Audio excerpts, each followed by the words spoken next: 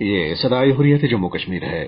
کشمیر اپ date کے ساتھ ابن سلام۔ بھارت سمیت پوری دنیا کے ایک مہلک وبا میں جکڑے جانے کے باوجود بھارتی غاصبین کشمیر پر اقوام متحدہ کی قراردادوں اور انسانی حقوق کے عالمی ضابطوں کا پاس و لحاظ کیے بغیر مقبوضہ کشمیر میں آبادی کے تناسب کو تبدیل کرنے اور کشمیر کو فوجی مظالم کا نشانہ بنائے رکھنے میں لگے ہوئے ہیں۔ بھارتی فوج سرکاری دہشت گردی کی روایتی کارروائیوں سے آگے بڑھ کر اب آزاد کشمیر کی طرح مقبوضہ علاقے کی سول آبادی کو بھی براہ راست مارٹر گولوں اور دیگر بھاری ہتھیاروں کا نشانہ بنانے لگی ہے۔ قابض فوج نے کنٹرول لائن کے نزدیک چوکی بل کپواڑہ کے تومینا نامی گاؤں پر شیلنگ کی، جس کے نتیجے میں کئی مکانات تباہ اور ایک خاتون اور 8 سالہ بچے سمیت 3 افراد شہید ہو گئے۔ مقبوضہ کشمیر کی سنگین صورتحال کو قریب سے دیکھنے والے تجزیہ نگاروں کا کہنا ہے کہ وبا کے باوجود بھارت اقوام متحدہ کی قراردادوں کی صریح خلاف ورزیاں کرتے ہوئے اپنی کشمیر مخالف نو آبادیاتی پالیسیوں پر عمل پیرا ہے۔ ادھر دکن کشتواڑ میں آج نامعلوم افراد نے کلہاڑیوں سے حملہ کر کے اسپیشل آپریشنز گروپ سے وابستہ 2 اہلکاروں کو ہلاک اور ایک کو شدید زخمی کر دیا اور بعد ازاں ان کی سروس رائفلیں لے کر فرار ہو گئے۔ کوٹبلوال جیل جموں میں حکام نے موبائل فون رکھنے کے جھوٹے الزام کے تحت نظر بند کشمیری قیدیوں، خاص طور پر آزادی پسند رہنماؤں کو بدترین ظلم و تشدد کا نشانہ بنایا۔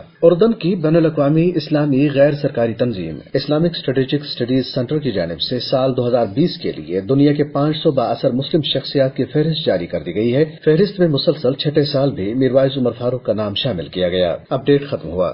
نریندر مودی کی RSS حکومت نے مقبوضہ کشمیر میں ہندوتوا ایجنڈے کے نفاذ کے لیے ہر محاذ پر کام تیز کر دیا ہے۔ 10 لاکھ فورسز کے ذریعے نہ صرف کشمیریوں کی منظم نسل کشی کی مہم مزید تیز کر دی گئی، بلکہ مسلمانوں کو اقلیت میں تبدیل کرنے کے لیے اجرت میں ایسی قانون سازی کی جا رہی ہے جو عالمی اصولوں، قوانین اور انسانی اقدار کے سراسر منافی ہے۔ اس حوالے سے سنتے ہیں جموں کشمیر ماس موومنٹ کے وائس چیئرمین اور حریت کانفرنس آزاد کشمیر شاخ کے رہنما عبد المجید میر کی گفتگو۔ بھارت نے 2 مثال کے اطلاق کے لیے جان بوجھ کر اور سوچے سمجھے منصوبے کے تحت رواں وقت کا انتخاب کیا ہے۔ لوگ گھروں میں قید ہے اور بھارت کشمیری عوام کی اکثریت کو اقلیت میں تبدیل کرنے کے منصوبے پر عمل پیرا ہے۔ بھارت نے فوجی جارحیت کے ساتھ ساتھ قانونی جارحیت بھی جاری رکھی ہوئی ہے۔ بھارتی شہریوں کو ریاست کی ڈومیسائل حاصل کرنے کی اجازت دی ہے۔ بھارت نے کورونا وائرس کے دوران کشمیریوں کی صحت سلامتی کے ساتھ جس طرح کھلواڑ جاری رکھا ہوا ہے، وائرس کی روک تھام کے بجائے کریک ڈاؤن، بے گناہ لوگوں کا قتل عام اور سرکاری دہشت گردی